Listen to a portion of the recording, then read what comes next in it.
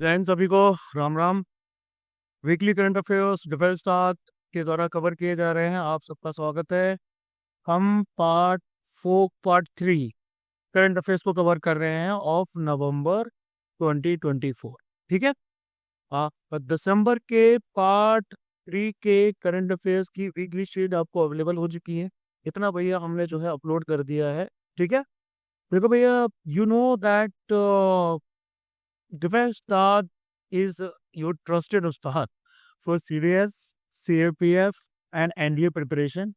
अब भैया F cat का भी हम लोग स्टार्ट कर देंगे। 2018 से आपको जो है गाइडेंस दी जा रही है। 2022 ऑनवर्ड्स हमने रिटन प्रिपरेशन के जो बैचेस हैं स्पेसिफिक वो भी लॉन्च किए हैं and multiple candidates have cleared that. ठीक है। मैंने खुद सीडीएस और एफ कैट 6 बार और 5 बार निकाला हुआ है। ये सब कुछ आप लोगों को पहले से ही पता है। हमारे ऑनगोइंग बैचेस के बारे में आपको बता देता हूँ। चीता बैच हमारा चल रहा है। CAPF AC 2025 का 7 महीने का बैच है। ऑलरेडी भैया 40 डेज का कंटेंट हम लोगों ने कवर कर ली। ठीक है। फरवरी के एंड तक इसके एडमिशन्स चालू हैं। आप लोग चाहें तो ज्वाइन कर सकते हैं। PM करना पड़ेगा 8839961158 पर डिटेल्स के लिए इनरोल करने के लिए। बाकी भैया बसंतर 2 बैच भी ज्वाइन कर सकते हो। वैसे अभी भी टाइम है, अभी भी अगर आप अच्छे ध्यान से पढ़ना चाहते हो। ये टोटल 100 डेज का बैच था भैया हमारा। चल रहा है, मतलब 100 डेज का बैच है। हमने 3 सब्जेक्ट्स ऑलमोस्ट कवर कर लिए हैं। हमारा हिस्ट्री पूरा कवर हो चुका है। हिस्ट्री के साथ साथ पॉलिटी पूरा कवर है। और इकोनॉमिक्स भी तकरीबन इसी वीक जो है आपका, इसी वीक मोस्ट प्रोबेबली आपका कवर हो ही जाएगा। 2-3 लेक्चर्स बचे। साइमल्टेनियसली इंग्लिश का काफ़ी पोर्शन कवर हो चुका है। मैथमेटिक्स का भी स्पेसिफिक पोर्शन यहाँ पे कवर हो चुका है। तो भैया देखते रहना। ठीक है। चलो, हम आते हैं डायरेक्ट मुद्दे पे और आप बात करेंगे कि भैया पहला करंट अफेयर हमारे सामने है कि स्विस फिजिसिस्ट ने पहला फुली मैकेनिकल क्यूबिट्स क्रिएट किए। है ना। मैकेनिकल क्यूबिट्स ये क्या करते हैं? मैकेनिकल मैकेनिकल क्यूबिट्स जो हैं ये क्वांटम एरर के इशू को देखते हैं। ठीक है। क्वांटम एरर के इश्यूज को देखते हैं या फिर जो आपका शॉर्टर लाइफ टाइम का इशू होता है वर्चुअल क्यूबिट्स में, उनको देखते हैं। अब भैया ये जो वर्चुअल क्यूबिट्स होते हैं ना, ये बने रहते हैं किससे? ये बने रहते हैं इलेक्ट्रोमैग्नेटिक से। ठीक है। इसकी वजह से जो आपके मतलब इससे बेसिकली जो ट्रू पोटेंशियल होती है क्वांटम कंप्यूटर्स की, वो अचीव नहीं की जा सकती है ना, क्वांटम एरर्स की वजह से। तो क्यूबिट्स को क्या बोलते हैं? क्यूबिट्स को सिंपल सी बात है, इनको फुल फॉर्म में बोला जाता है क्वांटम बिट्स यानी कि क्यूबिट्स। इनको क्वांटम कंप्यूटर्स इस्तेमाल करते हैं डेटा को इनकोड करने के लिए, हाई सेंसिटिविटी को एग्जिबिट करने के लिए। और आपके इनकी वजह से कैलकुलेशन एरर्स भी हो सकते हैं जिनको क्वांटम एरर्स कहा जाता है। देखो, ट्रेडिशनल कंप्यूटर्स आपके बिट्स का इस्तेमाल करते हैं जो या तो 0 होती है या 1 होती है इंफॉर्मेशन स्टोरेज करने के लिए। है ना। और ये जो क्वांटम एरर होती है ना, इससे क्वांटम कंप्यूटर का जो साइज है वो आपका बढ़ सकता है, मतलब ओवरऑल एरर वगैरह ज्यादा आ जाती है। तो क्वांटम कंप्यूटर्स में क्या होता है? क्वांटम कंप्यूटर्स आपके बेस्ड होते हैं क्वांटम मैकेनिक्स के प्रिंसिपल पे। ठीक है। क्वांटम मैकेनिक्स आपकी ये बताती है कि सब एटॉमिक पार्टिकल्स किस प्रकार से बिहेव करेंगे मैक्रो लेवल फिजिक्स में। है ना। सॉरी, मैक्रो लेवल फिजिक्स से जो टोटली अलग आ जाता है, ये आपके किस तरीके से बिहेव करेंगे जो मैक्रो लेवल फिजिक्स में अलग पूरा फिनोमेना आ जाता है। क्वांटम मैकेनिक्स आपको ये भी एक्सप्लेन करती है कि भैया जो छोटे छोटे ऑब्जेक्ट्स होते हैं, एक्सट्रीमली स्मॉल ऑब्जेक्ट्स, है ना, साइमल्टेनियसली जो पार्टिकल के तौर पे भी बिहेव करते हैं, जो वेव के तौर पे भी बिहेव करते हैं, यानी कि जिनके अंदर डुअलिटी आ जाती है ना। यानी कि एक पर्टिकुलर इसके अंदर में आपका डिस्टरबेंस आता है, वेरिएशन आता है, जो कि एनर्जी को ट्रांसफर करता है। इसके बारे में बताते हैं। फिजिक्स के बंदे इसको वेव पार्टिकल डुअलिटी कहते हैं। एक ही पार्टिकल आपका वेव की तरह भी एक्ट कर सकता है, पार्टिकल की तरह भी एक्ट कर सकता है, जैसे फोटोन वगैरह होती। ठीक है। अब भैया यहाँ पे क्वांटम फिजिक्स के तो की प्रिंसिपल्स को यूटिलाइज किया जाएगा। पहला तो भैया आपका होगा सुपर इम्पोजिशन। ठीक है। सॉरी, सुपर इम्पोजिशन नहीं, सुपर पोजिशन। सुपर पोजिशन में हर क्यूबिट आपका 1 और 0 को साइमल्टेनियसली एग्जिबिट कर सकता है, रिप्रेजेंट कर सकता है। एक और आता है, इसको कहा जाता है इंटेंगलमेंट। ठीक है। यानी कि कोरिलेशन ऑफ क्यूबिट्स। यहाँ पर क्यूबिट्स जो सुपर पोजिशन में होते हैं उनको एक दूसरे के साथ कोरिलेट किया जा सकता है। यानी कि एक की जो स्टेट है, चाहे 1 की हो चाहे फिर 0 की हो, वो दूसरे की स्टेट पे क्या करती है? डिपेंड करती है। इंटेंगलमेंट होता है, एक दूसरे पे डिपेंडेंट होता है। फिर भैया आगे आते हैं कि fourth edition and I on methane. Invisible but not unseen, इस रिपोर्ट को लॉन्च किया गया है। रिपोर्ट आपकी पब्लिश की गई है यूनाइटेड नेशंस एनवायरमेंट प्रोग्राम यानी कि यूएनईपी के द्वारा। इसके साथ साथ आईएमईओ भी इन्वॉल्व है। आईएमईओ कौन है? International methane emissions observatory. ये एक कोर इंप्लीमेंटिंग पार्टनर आ जाती है ग्लोबल मीथेन प्लेज, ठीक है, जो कि ओपन, रिलायबल और एक्शनेबल डेटा मीथेन एमिशंस के बारे में प्रोवाइड करता है, ठीक है। अब आईएमओ और क्या करता है भैया? आईएमओ आपका इस डेटा को कलेक्ट करता है, पब्लिश करता है रिगरस इंडस्ट्री रिपोर्टिंग के जरिए, यानी कि इसमें आ जाता है आपका OGMP 2.0, oil and gas methane partnership 2.0 के जरिए ये करता है। सैटेलाइट से मीथेन अलर्ट वगैरह भेजे जाते, मीथेन अलर्ट और जो रिस्पॉन्स सिस्टम होते हैं जिसको मार्स कहा जाता है, ये किया जाता है। और ग्लोबल मीथेन साइंस स्टडीज से, नेशनल एमिशन इन्वेंटरी से ये सब ये करते हैं। उसके बाद आते हैं ICRIR ने पॉलिसी ब्रीफ पब्लिश किया है, rationalising the public distribution in India, system in India, है ना। यानी कि इन्होंने बोला है कि ये जो पीटीएस क्रेन है, जो जो राशन की दुकानों से आपका सामान वगैरह दिया जाता है ना, राशन दिया जाता है, इसके अंदर लीकेजेस हो रहे हैं। इस स्टडी ने कुछ आपके तरीके भी बताए हैं कि इस सिस्टम को आपका रैशनलाइज कैसे किया जाए, यानी कि ओवरऑल हमारे देश की फूड और न्यूट्रिशनल सिक्योरिटी को कैसे मेंटेन किया जाए। की फाइंडिंग्स की बात इन्होंने ये की है कि पीटीएस की जो लीकेजेस हो रहे हैं, ये कहाँ हो रहे हैं, है ना। 28% एलोकेटेड अनाज जो food corporation of India supply करती है और स्टेट गवर्नमेंट सप्लाई करती है, ये आपके इंटेंडेड बेनिफिशरीज यानी कि जिनको दिया जाना चाहिए वहां तक नहीं पहुंच पा, ठीक है। यानी कि 69,108 करोड़ रुपए का फाइनेंशियल लॉस हो रहा है, इतना, ठीक है। एफिकेसी ऑफ रिसेंट रिफॉर्म्स की बात करें तो राशन कार्ड्स को आधार कार्ड्स के साथ जोड़ा गया, ठीक है। और इसके साथ साथ पीओएस मशीन्स वगैरह भी आपकी लगाई गई हैं।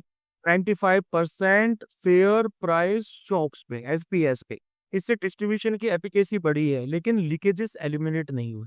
रीजनल वेरिएशंस भी आते हैं। हमारे कुछ पर्टिकुलर स्टेट्स हैं, बिहार और वेस्ट बंगाल, इन्होंने कुछ इंप्रूवमेंट किए हैं। इन्होंने इन लीकेजेस को रोकने के लिए कुछ प्लगिंग की है, यानी कि रोकने की कोशिश की है। लेकिन हाई लीकेजेस आपको north eastern states like Arunachal Pradesh हो गया, नागालैंड हो गया और गुजरात जैसे वेस्टर्न स्टेट्स में देखने को मिल रहा है। एक फैक्टर ये भी आ जाता है नॉर्थ ईस्टर्न स्टेट्स में खासकर कि वहाँ पीडीएस सिस्टम का डिजिटलाइजेशन नहीं है, ठीक है। अब यहाँ पे कुछ रिकमेंडेशंस भी आ जाती हैं कि आप बेनिफिशरीज की इफेक्टिव टारगेटिंग कीजिए। पहली बात तो ये है, यानी कि कवरेज पॉपुलेशन का जो पीडीएस के अंडर में आपने कवर की गई है, इसको आप क्या करिए, इसको हटाइए। प्रेजेंट 57% है ना, जिसमें आपका 15% को फ्री फूड डिस्ट्रीब्यूशन किया जाता है, कि बाकी को ये बोला जा सकता है कि भैया आपको मिनिमम सपोर्ट प्राइस के 50% पे दिया जाएगा। ऐसा रिकमेंडेशन दिया जा रहा है कि 57% में से 15% जो है उनको तो आप फ्री में दीजिए, लेकिन बाकी लोगों को आप एमएसपी की 50% पे दीजिए, ठीक है। डायरेक्ट बेनिफिट ट्रांसफर की बात भी की जा रही है, यानी कि डीबीटी जो रहता है ना, लोगों के खाते में डायरेक्ट पैसा आता है, इससे लीकेजेस कम किए जा सकते हैं, एडमिनिस्ट्रेटिव कॉस्ट आपकी रिड्यूस की जा सकती है, सिटीजन्स को एम्पावर किया जा सकता है कि भैया आपके पास पैसा है, अब आप डाइटरी चॉइसेस अपने हिसाब से कीजिए। लेकिन इसके घातक परिणाम भी है कि लोगों के पास डायरेक्ट पैसा आएगा तो वो कैसे भी खर्च कर सकते हैं, है ना। इसके साथ साथ फेयर प्राइस शॉप्स को न्यूट्रिशन हब में कन्वर्ट कीजिए, फूड कूपन वाली अप्रोच लाइए, सिलेक्टेड पीएफबीएस में लगाइए, इससे आप ग्रेन को इधर से उधर साइफन ऑफ ना किया जाए, ठीक है। देखो ओवरऑल पीडीएस सिस्टम की बात करें कवरेज के हिसाब से, ये वर्ल्ड की लार्जेस्ट फूड डिस्ट्रीब्यूशन प्रोग्राम है, जो सेंटर भी हैंडल करता है और स्टेट भी हैंडल करता है, यानी कि ज्वाइंटली ये इसको हैंडल करते हैं। सेंटर करता है फूड कॉर्पोरेशन ऑफ इंडिया के द्वारा, यानी कि ये खाने को, अन्न को प्रोक्योर करते हैं, स्टोर करते हैं, ट्रांसपोर्ट करते हैं, बल्क एलोकेशन करते हैं।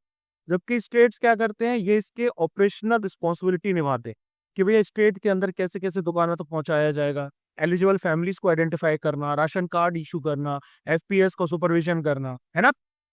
पीडीएस के एवोल्यूशन की बात करें तो आपका पहले आया था रिवैम्प्ड पीडीएस 1992 में, फिर आपका आया था टारगेट पीडीएस 1997 में, अंत्योदय अन्न योजना आई थी आपकी 2000 में, नेशनल फूड सिक्योरिटी एक्ट 2013 में, उसके बाद प्रधानमंत्री गरीब कल्याण अन्न योजना 2020 में लाई गई।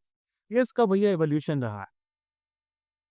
फिर बात करेंगे, डीआरडीओ ने सक्सेसफुली टेस्ट फायर किया है इंडिया के first long range hypersonic missile को उड़ीसा के कोस्ट से।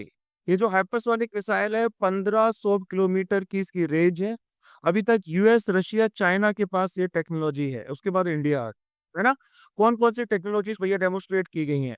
पहली बात तो ये कि इसका जो एरोडायनेमिक कॉन्फ़िगरेशन आ जाता है हाइपरसोनिक मैन्यूवर्स का स्टेबिलिटी और कंट्रोल के द्वारा ये दिखाया गया है।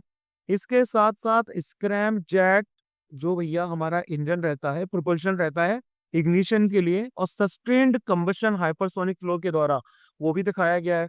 अब देखो स्क्रैम जेट क्या रहता है, ये आपका एयर ब्रीथिंग जेट इंजन होता है जो कि व्हीकल के फॉरवर्ड मोशन को इस्तेमाल करता है ना। और इस फॉरवर्ड मोशन से आपकी जो इनकमिंग एयर होती है उसको किया जाता है कंप्रेस, ठीक है, कंबशन के लिए, और हाइपरसोनिक स्पीड पे ये ऑपरेट करती है। थर्मो स्ट्रक्चरल कैरेक्टराइजेशन किया गया है ताकि एक्सट्रीम एरोथर्मल एनवायरनमेंट्स को फ्लाइट्स के दौरान विदस्टैंड किया जा सके, और सेपरेशन मैकेनिज्म भी हाइपरसोनिक वेलोसिटीज पे दिखाया गया। अब देखो ओवरऑल हाइपरसोनिक जो आपकी मिसाइल्स होती है ना, ये तकरीबन मैक 5 की स्पीड पे फ्लाई कर सकती है, यानी कि साउंड की स्पीड से 5 गुना ज्यादा। साउंड की स्पीड ऑफ साउंड कितनी रहती है? मैक 1 रहती है। मैक 1 से लेके मैक 5 के बीच में जो आपकी स्पीड रहती है इसको कहा जाता है सुपरसोनिक, ठीक है। और मैक 5 के ऊपर जो रहता है उसको हाइपरसोनिक कहा जाता है। तो हाइपरसोनिक वेपन्स क्या कर सकते हैं? मिडवे रास्ते में ही मैन्यूवर कर सकते हैं, है ना। इससे इसका डिटेक्शन और इंटरसेप्शन बहुत ज्यादा डिफिकल्ट हो जाता है इनकी हाई स्पीड की वजह से। इंडिया में और भी भैया बहुत सारे मिसाइल सिस्टम आ जाते हैं, जैसे कि आकाश है, सरफेस तो एयर मिसाइल सिस्टम है, ठीक है। इसके साथ साथ ब्रह्मोस भी है, long range supersonic cruise missile है, ठीक है। इसके साथ साथ एडवांस स्टेज ऑफ इंडक्शन में नाग आ जाता है, एंटी टैंक गाइडेड मिसाइल है, अस्त्र आ जाती है भैया, एयर टू एयर मिसाइल है, अग्नि आ जाती है, लॉन्ग रेंज बैलिस्टिक मिसाइल वगैरह वगैरह आ जाती है, ठीक है। आगे बात करेंगे, पहला ट्राइलेटरल पावर ट्रांजैक्शन हो रहा है, इनॉग्रेशन हुआ है पहले ट्राइलेटरल पावर ट्रांजैक्शन का, नेपाल टू बांग्लादेश। हमें नहीं पता चला भैया बांग्लादेश का भी हम सपोर्ट क्यों कर रहा है, विया इंडियन ग्रिड, ठीक है। अब देखो ये ट्रिपाइटेड पावर सेल्स एग्रीमेंट है, ये एनटीपीसी विद्युत व्यापार निगम, नेपाल इलेक्ट्रिसिटी अथॉरिटी और बांग्लादेश पावर डेवलपमेंट बोर्ड के द्वारा साइन किया गया। एग्रीमेंट की बात करें तो इसमें पावर ट्रांजैक्शन किया जाएगा नेपाल से बांग्लादेश तक, इंडियन ग्रिड के द्वारा एक्सपोर्ट किया जाएगा 40 मेगावाट पावर का, ठीक?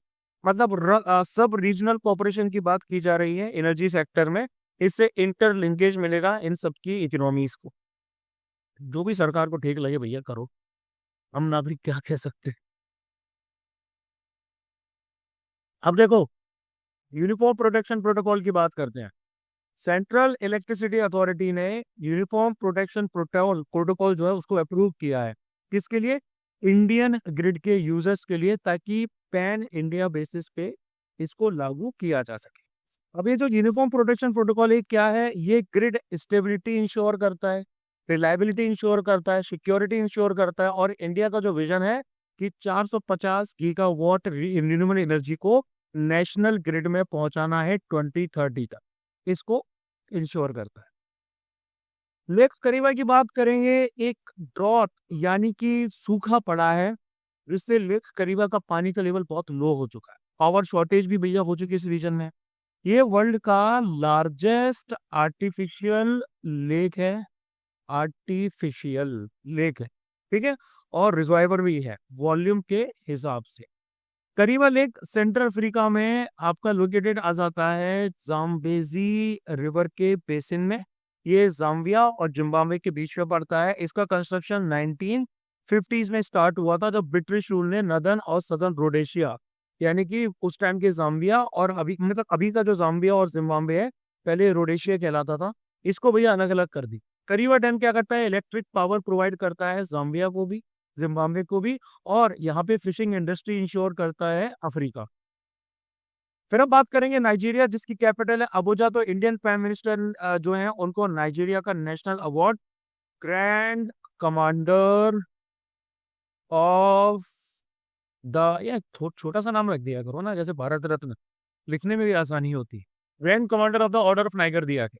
ठीक है भैया। नाइजीरिया वेस्टर्न कोस्ट पे आ जाती है अफ्रीका के, मल्टी एथनिक और कल्चरली डाइवर्स फेडरेशन है। ये अफ्रीका की मोस्ट पॉपुलस कंट्री भी आ जाती है। इसकी बाउंड्रीज में नॉर्थ में नाइगर है, नॉर्थ ईस्ट में भैया आपका चैड आ जाता है। कैमरून जो है ये इसके प्रॉपर ईस्ट में आता है। गल्फ ऑफ दीना जो है इसके वेस्टर्न साइड में आ जाता है, साउथ की तरफ भी आ जाता है। ठीक है, बेनिन यहाँ पर इसके वेस्ट की तरफ आ जाता है। यहाँ पर आपको क्या बोलते हैं, बहुत सारे प्लेट्यूज दिखेंगे, जैसे कि जोस प्लेट्यू है, उड़ी प्लेट्यू है। इसके साथ साथ माउंटेन्स में आपका तिमलांग है। ठीक है, लोलैंड्स में यहाँ पे सोकोतो प्लेन्स है। तो उसके साथ साथ चैड बेसिन भी यहाँ पर आ जाता है। मेजर रिवर्स में है नाइगर और एक का नाम है बेन्युई। ठीक है, मेजर लेक्स में अगेन लेक चैड आता है। फ्रेश वाटर लेक है जो नाइजीरिया, चैड और नाइगर इनके आसपास की विसिनिटी में आ जाता है। ठीक है, इसके साथ साथ यहाँ पर रेन फॉरेस्ट भी पाए जाते हैं, स्वॉम्प्स भी पाए जाते हैं, सवेना ग्रेसलैंड भी पाए जाते हैं। अफ्रीका का ये लार्जेस्ट ऑयल और गैस प्रोड्यूसर भी है। फिर गुरु घासीदास तमोर पिंगला टाइगर रिजर्व को नोटिफाइड किया गया है इंडिया के 56 टाइगर रिजर्व के तौर पे, है ना। आपकी एडवाइस है नेशनल टाइगर कंजर्वेशन अथॉरिटी की, तो इसको फॉलो करते हुए छत्तीसगढ़ गवर्नमेंट ने आपके कुछ पर्टिकुलर एरियाज को नोटिफाइड किया है कि अब ये गुरु घासीदास तमोर पिंगला टाइगर रिजर्व के तौर पे जाने जाएंगे, है ना।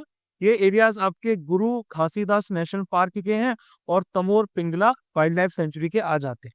तो ये 56 टाइगर रिजर्व रहेगा इंडिया का।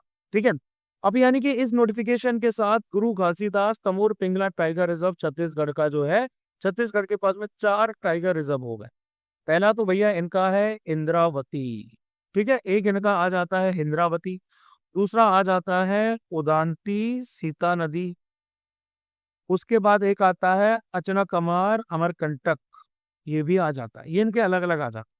ठीक है, स्टेट गवर्नमेंट टाइगर रिजर्व्स को नोटिफाइड कर सकती है वाइल्ड लाइफ प्रोटेक्शन एक्ट 1972 के अंडर में, एनटीसीए की एडवाइस के ऊपर।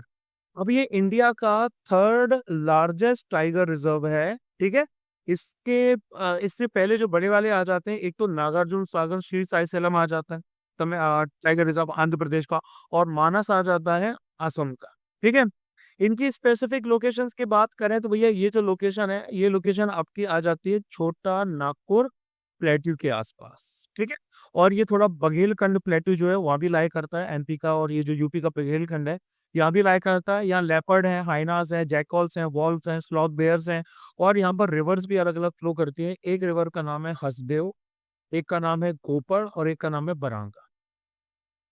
फिर हम आते हैं periodic labour force survey, PLFS, हाँ, का जो डेटा है उसके द्वारा ये दिखाया गया है कि वुमेन एम्प्लॉयमेंट इंडिकेटर्स पिछले 6 सालों में कितने इंप्रूव हुए। पीएलएफएस को Ministry of Statistics and Programme Implementation conduct करवाता है 2017-18 से, ताकि की एम्प्लॉयमेंट और अनएम्प्लॉयमेंट इंडिकेटर्स को देखा जा सके। अब अगर आप वुमेन लेबर पार्टिसिपेशन के उसमें देखें तो फीमेल एम्प्लॉयमेंट के इंडिकेटर्स क्या बताते हैं कि 2017-18 से 2023-24 में ये काफी बढ़ गया। वर्कर पॉपुलेशन रेशियो क्या बताता है, वर्कर पॉपुलेशन आपका 2017-2018 में 22% था, अब भैया 40% हो गया वुमेन के लिए, डबल हो गया। ठीक है, लेबर फोर्स पार्टिसिपेशन रेट की बात करें तो वुमेन के लिए 23% से ये भी आपको 41% तकरीबन डबल हो गया है। अनएम्प्लॉयमेंट रेट जो है, बेरोजगारी की दर 5.6% से 3.2% घटी है, यानी कि काफी बढ़िया है। रूरल फीमेल जो लेबर फोर्स पार्टिसिपेशन रेट है भैया, ये आपका 23% जो है उससे आपकी तकरीबन क्या बोलते हैं, नहीं 23 परसेंटेज पॉइंट्स बढ़ी है, यानी कि 25% से ये आपकी 48% हो गई। ठीक है, अपवर्ड ट्रेंड देखा जा रहा है एजुकेटेड वुमेन में, यानी कि पोस्ट ग्रेजुएट और उससे ऊपर की पढ़ाई ज्यादा वुमेन कर रही हैं, वर्कफोर्स में इंटीग्रेटेड भी हो रही है ना। इनका भी इंक्रीमेंट जो है वो 35% से 40% देखा गया है। Earning growth self employment women के लिए भी बढ़ रही है, उनकी अर्निंग्स बढ़ रही है। इसमें की जो भैया आपके इंडिकेटर्स यूज किए जाते हैं, वर्कर पॉपुलेशन रेशियो WPR, मतलब कितनी परसेंटेज वुमेन एम्प्लॉयड पर्सन हमारे पॉपुलेशन में है, ये WPR आ जाता है। लेबर फोर्स पार्टिसिपेशन रेट, वैसे तो इनके नाम से पता चल जाता है क्या मतलब है, इसका मतलब है परसेंटेज ऑफ पर्सन जो वर्क कर रहे हैं, अवेलेबल है वर्क के लिए, ये काम ढूंढ रहे हैं। और अनएम्प्लॉयमेंट रेट का मतलब होता है कि भैया कितने लोग बेरोजगार हैं लेबर फोर्स के अंदर। फिर अब controller and auditor general CAG की बात करेंगे। सीनियर आईएएस ऑफिसर के संजय मूर्ति को नेक्स्ट सीएजी बनाया जा रहा है, इंडिया का बन भी चुके हैं वो। अब देखो आर्टिकल 148 हमारा जो आ जाता है वो ये कहता है कि सीएजी को प्रेसिडेंट ऑफ इंडिया अपॉइंट करेंगे, है ना, अपनी हैंड और सील के अंडर। सैलरी और सर्विस कंडीशन सीएजी की जो है वो पार्लियामेंट के द्वारा लेकिन अपॉइंट की जाती हैं, ठीक है। और इनका पूरा सब खर्चा वर्चा कंसोलिडेटेड फंड ऑफ इंडिया से जाता। सीएजी को आप री अपॉइंट नहीं कर सकते, एक ही बार इनका टर्म रहता है, ना सेंट्रल गवर्नमेंट के द्वारा और ना ही इनको स्टेट गवर्नमेंट अपॉइंट कर सकती। आर्टिकल 149 भैया जो वो है वो ये कहता है कि ड्यूटीज ऑफ पावर सीएजी की जो है वो पार्लियामेंट के द्वारा डिटरमाइन की जाए, ठीक है। फिर हमारा आर्टिकल 151 आता है, वो ये कहता है कि सीएजी की जो रिपोर्ट्स हैं, जो 3 रिपोर्ट्स आती हैं, उन रिपोर्ट्स को प्रेसिडेंट के पास भेजा जाएगा। प्रेसिडेंट उन रिपोर्ट्स को अप्रोप्रिएट जगहों पर भेजते हैं, यानी कि लोकसभा एंड राज्यसभा दोनों के पास उन रिपोर्ट को भेजा जाता है। Controller and auditor general of India, उनकी duties, powers, conditions of service act 1971 जो है वो बताता है कि सीएजी का टेन्योर कितना रहेगा, इनको रिमूव कैसे किया जाएगा। टेन्योर इनका जो रहता है वो 6 साल का रहता है, या फिर जब वो रिजाइन कर दे तब तक, और इसके 6 साल रह सकता है इनका टेन्योर, या फिर 65 ईयर्स जो भी पहले हो जाता है, ठीक है। इसके साथ साथ इनके रिमूवल में वही प्रोसेस फॉलो किया जाता है जैसे आप सुप्रीम कोर्ट के जज को हटाने के लिए करते हैं, यानी कि स्पेशल मेजोरिटी के द्वारा हाउसेस में and then president of India के द्वारा हटाया जाए। फिर हम बात करेंगे बायो लीचिंग की। तो मित्रों बात ऐसी है कि माइनर्स जो है उन्होंने गोल्ड और बाकी के मेटल्स को डिस्कार्डेड इलेक्ट्रॉनिक जो वेस्ट होते हैं उनसे बायो लीचिंग के जरिए एक्सट्रैक्ट किया है। यानी कि एक ऐसा मेथड होता है कि मेटल्स को निकाला जाता है। कौन कौन से मेटल्स, जैसे कि भैया कॉपर है, गोल्ड है, अलग अलग मिनरल्स से और वेस्ट मटेरियल से बायोलॉजिकल प्रोसेस का इस्तेमाल करते हैं, खासकर माइक्रो ऑर्गेनिज्म का इस्तेमाल करते हैं। तो कुछ माइक्रो ऑर्गेनिज्म जो इन्वॉल्व रहते हैं जैसे कि हेट्रोट्रॉपिक बैक्टीरिया आ जाते हैं, जैसे कि सूडोमोनास, ठीक है, और उसके साथ साथ में बेसिलस। ऑटोट्रॉफिक बैक्टीरिया आ जाते हैं, इनमें आ जाते हैं थायोबैसिलस, ठीक है। इसके साथ साथ में आपके एक्टोट्रॉपिक फंगई भी आ जाते हैं, एस्परगिलस और पेनिसिलियम। ये सब भैया बायोलॉजिंग करते हैं और मेटल्स को रिकवर कर लेते हैं, जो कि काफी इफेक्टिव तरीका है। फिर बात की जाएगी डेप्ट रिकवरी ट्रिब्यूनल की। सुप्रीम कोर्ट ने नोटिस भेजा है मिनिस्ट्री ऑफ फाइनेंस को। उन्होंने बोला है डेप्ट रिकवरी ट्रिब्यूनल्स जो इंडिया में है इनमें काफी ज्यादा वैकेंसीज है ना। तो भैया इनको देखो, देखो 39 जो आपके डेप्ट रिकवरी ट्रिब्यूनल्स हैं, इनमें तकरीबन 33% के आसपास, 1/3 के आसपास जो वैकेंसीज है वो नॉन फंक्शनल है। यानी कि ये होते क्या है, सबसे पहली बात तो ये है, ये स्टेचुटोरी जुडिशियल बॉडीज होती है जिनको आरडीबी एक्ट 1933, आरडीबी एक्ट का मतलब होता है रिकवरी ऑफ डेब्ट एंड बैंक्रप्सी एक्ट 1993 के अंडर में इनको एस्टेब्लिश किया गया है। ओरिजिनल जुरिडिक्शन होता है, यानी कि कुछ मामले ऐसे हैं जो इनके पास डायरेक्ट आते हैं, वो किसी और के पास नहीं जाते। ओरिजिनल जुरिडिक्शन का मतलब यही होता है, ठीक है। इनका पर्पस होता है एडजुडिकेशन करना, डेब्ट्स की रिकवरी करना, है ना, due to banks and financial institutions, insolvency के रेजोल्यूशन वगैरह करवाना। डेब्ट अमाउंट अगर 20 लाख से ज्यादा की है, 20 लाख है उससे ज्यादा की, तो उसके साथ डील करते हैं। और यहाँ पर आ जाता है आपका सरफसाई एक्ट 2002। उसने आपकी इस पूरे जो सिक्योर्ड डेब्ट्स होते हैं इनकी रिकवरी के पूरे प्रोसेस को सिंप्लीफाइड कर दिया है। बोरोवर से बिना कोर्ट्स के इंटरवेंशन के उनको निकाला जा सकता है। फिर बात करेंगे ग्रीवियस रिड्रीसल असेसमेंट इंडेक्स ग्राई की। तो रिसेंटली ग्राई जो है आपका ग्राई इंडेक्स 2023 ये रिलीज किया गया है DARPG के द्वारा, है ना, department of administrative reforms and public grievances, इनके द्वारा कंसेप्शुलाइज किया गया है। रिकमेंडेशन आ जाती है पार्लियामेंट्री स्टैंडिंग कमेटी, किसकी कमेटी है ये, ministry of personnel public grievances and pensions की। ये इंडेक्स 4 डायमेंशंस पे बेस्ड है, जिसमें आपका पहला डायमेंशन आ जाता है एफिशिएंसी, दूसरा आ जाता है फीडबैक का, तीसरा आ जाता है भैया आपका हाँ डोमेन का, और चौथा जो है हमारा ऑर्गेनाइजेशन कमिटमेंट का। इसके अंदर टोटल 11 इंडिकेटर्स भी आ जाते हैं जो कि ग्रीवियंस रिट्रेसल मैकेनिज्म जो सेंट्रल मिनिस्ट्रीज और डिपार्टमेंट्स ने बना रखा है उसको असेस कर, ठीक है। यानी कि ये बताते हैं कि ग्रीवियंस को रिट्रेसल करते हुए जो आपके मैकेनिज्म बनाए हैं अलग अलग ऑर्गेनाइजेशंस के, ये कितने ज्यादा बढ़िया है, कितने इफेक्टिव तरीके से काम कर, ठीक है। रैंकिंग की बात करें तो department of agriculture and farmer welfare इनको टॉप पे रखा गया है रैंकिंग में। उसके बाद department of post group A आ जाता है जो कि सेकंड रैंक पे है। फिर हम बात करेंगे सस्टेनेबल ट्रेड इंडेक्स 2024 की, तो इंडिया को 23rd रैंक पे रखा गया है सस्टेनेबल ट्रेड इंडेक्स 2024 में।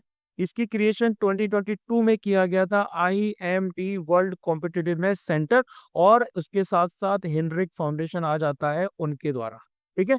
इन लोगों ने मिलकर किया था। इनको ऑब्जेक्टिव आता है 30 ऐसी इकोनॉमीज को एवेल्युएट करना ग्लोबल ट्रेड के लिए जो ग्रोथ प्रमोट कर रही हैं, इन्वायरमेंटल प्रोटेक्शन जहां हो रहा है, सोसाइटल डेवलपमेंट जहां हो रहा है, 3 की पिलर्स पे। एक तो आपका आ जाता है इकोनॉमिक, दूसरा आ जाता है इन्वायरमेंटल, और तीसरा आ जाता है सोसाइटल, ठीक है। बेस्ट परफॉर्मिंग नेशंस में आपका न्यूजीलैंड है, उसके बाद में यूके है, एंड देन ऑस्ट्रेलिया है। उसके बाद बात करते हैं भगवान बुद्ध के रिलिक्स के बारे में। तो रिसेंटली एक्सकेवेशन यानी कि खुदाई आपकी राम ग्राम में चालू हुई है, ठीक है। ये की गई है आर्कियोलॉजिकल सर्वे ऑफ इंडिया के द्वारा, ताकि भगवान बुद्ध के 8 रेलिक को ढूंढा जा सके। यानी कि भगवान बुद्ध को जब क्रिमेट किया गया था, उनका दाह संस्कार किया गया था, तो उनको जलाने का, तो उनकी अस्थियों के जो रिमेन्स हैं इनको रेलिक्स कहा गया। ये अलग अलग जगह पे आ जाती है, राजगृह है, वैशाली है, कपिल वस्तु है, अलकप्पा है, रामग्राम है, वेदाधीपा है, पवा है, कुशीनगर है, पिपलिविन है। ये सारी जगह उनके जीवन काल से जुड़ी हुई। बुद्धिस्ट बिलीफ्स के हिसाब से भगवान बुद्ध जो है उनको सेल्वेशन मिला था, महापरिनिर्वाण मिला था कुशीनगर यूपी में, और उनका जो है दाह संस्कार कुशीनगर में मल्ल जो थे उनके द्वारा किया गया। फिर हम बात करेंगे लाला लाजपत राय। उनका 20 जनवरी 1865 से लेके 17 नवंबर 1928 तक उनका जीवन काल रहा, ठीक है। अब देखो भैया, पूरे देश ने उनको याद किया। इनको पंजाब केसरी के नाम से जाना जाता है, ठीक है। 96 डेथ एनिवर्सरी उनकी मनाई गई, उसको सॉरी उनको मनाई गई इन द सेंस उनको याद किया गया। उनका जन्म पंजाब में दुधिके में हुआ था, लॉयर बने, और उसके साथ साथ उन्होंने हिसार बार काउंसिल की स्थापना की, को फाउंडर थे वो उसकी, ठीक है।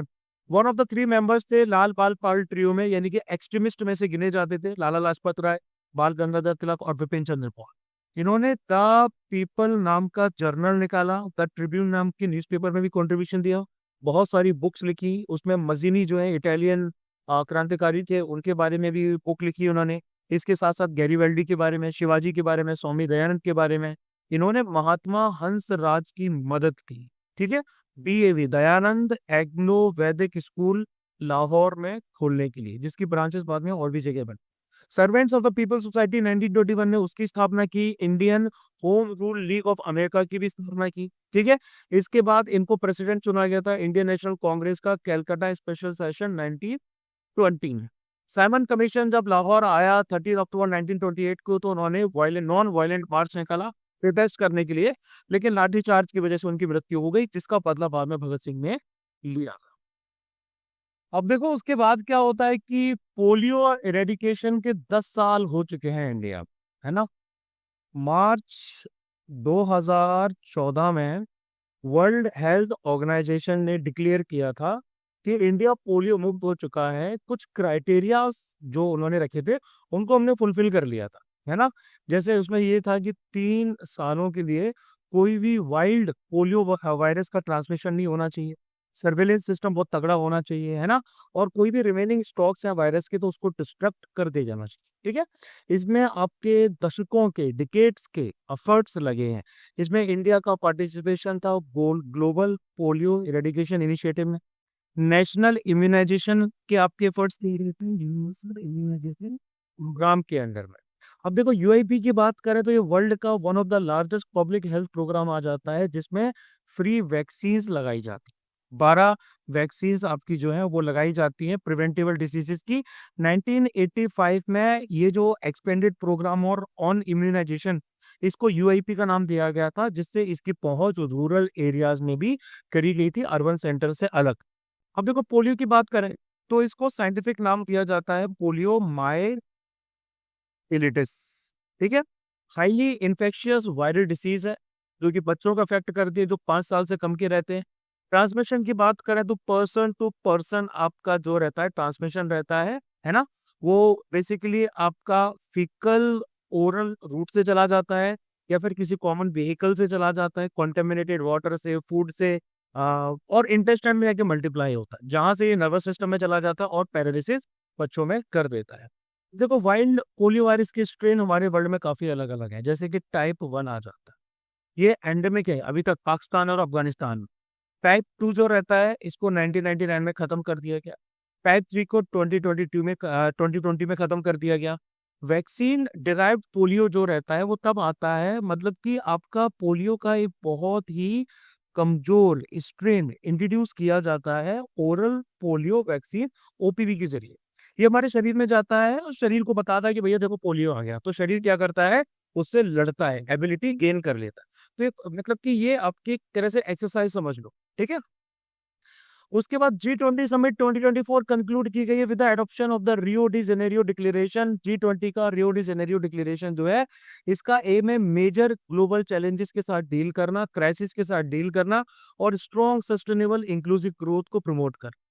थीम थी भैया building a just world and a sustainable planet.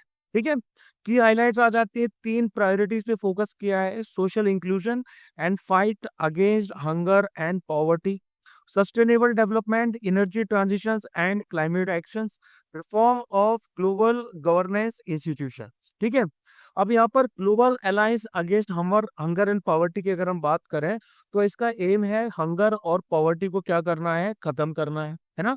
148 members आ जाते हैं, 82 कंट्रीज आ जाती हैं, अफ्रीकन यूनियन और ईयू वगैरह। ठीक है, इंडिया भी इसका मेंबर है। इनका एम है कि 500 मिलियन लोगों तक पहुंचा जाए, है ना, कैश ट्रांसफर प्रोग्राम्स के जरिए लो और लोअर मिडिल इनकम कंट्रीज में 2030 तक। हाई क्वालिटी स्कूल के जो मील्स हैं वो एडिशनल 150 मिलियन चिल्ड्रन को वनरेबल कंट्रीज में प्रोवाइड कराए जाए। उसके बाद सीडीआरआई की बात करते हैं। सीडीआरआई ने 12 प्रोजेक्ट्स के लिए फंडिंग को अनाउंस किया है 17 स्मॉल आइलैंड डेवलपिंग स्टेट्स यानी कि सिड्स में। ठीक है, इन प्रोजेक्ट्स को अनाउंस किया गया था coalition for disaster resilient infrastructure CDRI. इनका जो infrastructure for resilient island state यानी कि RIIS इनिशिएटिव है उसके अंडर में। अब ये जो RIIS है, आयरिस है, इसको COP26 में लॉन्च किया गया था वर्ल्ड लीडर समिट के दौरान। ये डेडिकेटेड इनिशिएटिव है, सस्टेनेबल डेवलपमेंट को अचीव करना है एक सिस्टमेटिक अप्रोच के साथ में, रिजिलेंट, सस्टेनेबल और इंक्लूसिव इंफ्रास्ट्रक्चर को सिट्स में, यानी कि ये जो भैया हमारे स्मॉल आइलैंड डेवलपिंग स्टेट्स आ जाते हैं इनमें इस्टेब्लिश करना है। ठीक है, ये हमारे कुछ पर्टिकुलर ज्योग्राफिकल रीजन्स में आ जाते हैं, जैसे कि भैया आपका कैरिबियन आइलैंड्स का इलाका हो गया, उसके साथ साथ आपका अटलांटिक ओशन का इलाका हो गया, अरेबियन सी का इलाका हो गया, इंडियन ओशन का इलाका हो गया, साउथ चाइना सी का हो गया और पैसिफिक का जो एरिया है वो भी आ जाता है। ठीक है, इनको 1992 के United Nations conference on environment and development उनमें रिकॉग्नाइज किया गया था। एक डिस्टिंक्ट आपका ग्रुप बनाया गया था 39 स्टेट्स का, 18 एसोसिएट मेंबर्स का, जो कि यूनाइटेड नेशंस रीजनल कमीशन के पार्ट थे। ठीक है, तो ये वर्ल्ड के मोस्ट डिजास्टर प्रोन कंट्रीज आ जाती हैं, हाई एक्सपोजर है, वनरेबिलिटी है हजार्ड्स के लाइक साइक्लोन्स, फ्लड्स, ड्रॉट, सी लेवल राइज, अर्थक्वेक्स और सुनामीज वगैरह वगैरह। ठीक है, अब देखो इसमें सीडीआरआई के बारे में पहले ही आपको बता चुका हूँ, 2019 में United Nations climate action summit में इसको लॉन्च किया गया था। एक पार्टनरशिप आता है national governments, United nation agencies, multilateral development banks का, जो कि रेजिलेंस, न्यू और एग्जिस्टिंग इंफ्रास्ट्रक्चर सिस्टम्स की बात करता है। ठीक है, कि भैया नए और एग्जिस्टिंग इंफ्रास्ट्रक्चर सिस्टम जो कि रेजिलेंट हो उनको प्रमोट करना है। इनके मेंबर में 40 कंट्रीज आती हैं, 7 ऑर्गेनाइजेशंस आ जाती हैं, गवर्निंग काउंसिल है जिसमें रिप्रेजेंटेटिव्स के द्वारा को चेयर किया जाता है, तो नेशनल गवर्नमेंट के रिप्रेजेंटेटिव्स होते हैं जिसमें इंडिया जो है इनके पास परमानेंट को चेयरमैनशिप आ जाता है। फिर हम अफ्रीकन पेंगुइन्स की बात करें तो पिछले महीने अफ्रीकन पेंगुइन्स को क्रिटिकली इंडेंजर्ड की में डाला गया IUCN की रेड लिस्ट के अंडर में। ये एकमात्र पेंगुइन स्पीसीज आते हैं जो अफ्रीका में पाए जाते हैं। ये स्मॉलेस्ट पेंगुइन स्पीसीज आते हैं। मेल्स जो रहते हैं वो थोड़े से बड़े रहते हैं फीमेल काउंटर पार्ट से, इसके साथ साथ इनकी आंख के ऊपर एक पिंक ग्लैंड रहता है, ठीक है, जो कि इनको हाई टेम्परेचर से बचाता है। कम्युनिकेट करते हैं एक दूसरे के साथ वोकलाइजेशन से, बॉडी लैंग्वेज से, गैपिंग के जरिए, पॉइंटिंग करके, पैकिंग के जरिए, बिल जैबिंग के थ्रू, अलग अलग प्रोसीजर जो जानवरों के रहते हैं उससे। इसके साथ साथ आपकी पेलेगिक स्कूलिंग जो फिश रहती है उसको फीड करते हैं ये, या ना, मतलब उसको फीड करते हैं, मतलब उस पर फीड करते हैं, उसको खाते हैं। खासकर आपकी जो सर्डाइन फिश रहती है और जो एंकोवाई रहती है, इनको खाते हैं। फिर UNRW की बात करेंगे, इंडिया ने सेकंड ट्रेंच, सेकंड जो इंस्टॉलमेंट है 2.5 मिलियन US डॉलर्स का, वो United Nations relief and work agency के लिए दिया है, पैलेस्टीन के रिफ्यूजीज के लिए नियर ईस्ट, मतलब इनका यहाँ पर ऑफिस है। तो हमारा जो एनुअल कंट्रीब्यूशन आता है 5 मिलियन USD का 2024-25 का, वो पूरा हो चुका है। देखो 1948 के बाद अरब इसराइल का जो वॉर हुआ था, UNRW बनाई गई थी, United nation general assembly resolution आया था 1949 का उनके द्वारा, ताकि रिलीफ और वर्क प्रोग्राम पैलेस्टीन के रिफ्यूजीज को प्रोवाइड किए जा सके। फंडिंग की बात करें तो इनमें वॉलेंट्री कंट्रीब्यूशंस आ जाते हैं, यूनाइटेड नेशन के मेंबर स्टेट्स भेजते हैं। इंडिया ने अपना मैंडेट 30 जून 2026 तक का दिया है। इसका हेडक्वार्टर आ जाता है Amman, that is in Jordan and Gaza. Area of work की बात करें, Jordan, Lebanon, Syria, Gaza Strip, West Bank और ईस्ट जेरूसलम में ये फंक्शन भी करते हैं। From Global energy Efficiency Alliance की बात करें तो यूनाइटेड अरब एमिरेट्स ने ग्लोबल एनर्जी एफिशिएंसी अलायंस को COP29 में लॉन्च किया है, जिसकी होस्टिंग अजरबैजान में हो रही है। To double global energy efficiency rates by 2030, ये इनका एम है, and to contribute to significant emission reductions. इसके साथ साथ ये स्ट्रेटेजिक पब्लिक प्राइवेट पार्टनरशिप्स की बात भी करते हैं। एनर्जी एफिशिएंट इनिशिएटिव्स में इन्वेस्टमेंट भी बढ़नी चाहिए, ऐसा ये बोलते हैं, ठीक है। आगे बढ़ेंगे, संयुक्त विमोचन 2024 की बात करेंगे। इंडियन आर्मी ने एक multilateral annual joint humanitarian assistance और डिजास्टर रिलीफ एक्सरसाइज HADR की है, संयुक्त विमोचन 2024 इन गुजरात। ये जो एक्सरसाइज है इसमें आपकी सारी की सारी एजेंसीज एक साथ आई हैं डिजास्टर रिलीफ एफर्ट्स करने के लिए। इससे पता चलता है कि ओवरऑल सारी एजेंसीज को एक होल गवर्नमेंट अप्रोच के साथ काम करना चाहिए। 9 फ्रेंडली फॉरेन कंट्रीज आती हैं गल्फ कोऑपरेशन काउंसिल से, इंडियन ओशन रीजन के और साउथ ईस्ट एशिया के, इन्होंने भी टोटल मिला के इसमें आपका अटेंड किया है, ठीक है। सिग्निफिकेंट स्टेप्स दिखाए हैं कि भैया इंडिया कितना प्रिपेयर्ड है, रिस्पॉन्स कैपेबिलिटीज कितनी है, और डिजास्टर मैनेजमेंट में कैसे ग्लोबल स्टेज पे हम एक लीडरशिप रोल निभा सकते हैं। फिर उसके बाद आगे आएंगे unified complex radio antenna unicorn की तरफ। इंडिया और जापान ने एक मेमोरेंडम ऑफ इम्प्लीमेंटेशन साइन किया है, ताकि यूनिकॉर्न को डिप्लॉय किया जा सके इंडियन नेवल वॉरशिप्स के लिए, ठीक है। यानी कि ये बेसिकली आपका एक मास्ट रहता है, ठीक है। इंटीग्रेटेड कम्युनिकेशन सिस्टम्स है, जो कि हमारे नेवल प्लेटफॉर्म्स के स्ट्रेंथ कैरेक्टरिस्टिक्स को बढ़ाएगा। Indian navy currently Bharat electronic limited के एडवांस कंपोजिट कम्युनिकेशन सिस्टम, जो कि 4th generation integrated voice data system है, उसको शिप कम्युनिकेशन के लिए इस्तेमाल करती है। यानी कि एक पहला केस है जिसमें को डेवलपमेंट और को प्रोडक्शन किया जा रहा है डिफेंस इक्विपमेंट का इंडिया और जापान के बीच में। फिर बात करते हैं, दिल्ली गवर्नमेंट ने सेंटर की परमिशन मांगी है क्लाउड सीडिंग करने के लिए, क्योंकि एयर क्वालिटी बहुत खराब होती जा रही है। अब देखो क्लाउड सीडिंग में क्या होता है, ये एक वेदर मॉडिफिकेशन टेक्निक है जिसमें आपका प्रेसिपिटेशन को एनहेंस किया जाता है, यानी कि आर्टिफिशियल रेन क्रिएट की जाती है क्लाउड्स के जरिए। यानी कि आपकी कुछ पर्टिकुलर केमिकल्स को यूज किया जाता है, जैसे कि सिल्वर आयोडाइड आ जाता है, पोटेशियम आयोडाइड है, ड्राई आइस है। इसको भैया इस पूरे आसमान में एरोप्लेन्स और हेलीकॉप्टर्स के जरिए फैला दिया जाता है। ये केमिकल्स क्या करते हैं, वाटर वेपर को अट्रैक्ट करते हैं, जो कि न्यूक्लियाई के तौर पे एक्ट करता है। इस न्यूक्लियाई के आसपास आपका रेन के इस तरह से क्लाउड बन जाते हैं, है ना। अब यानी कि इनमें आपके बनते हैं, उनको कहा जाता है हाइग्रोस्कोपिक क्लाउड सीडिंग, इसको कहा जाता है। यानी कि जो ड्रॉपलेट्स को मर्ज कर देता है लिक्विड क्लाउड्स में।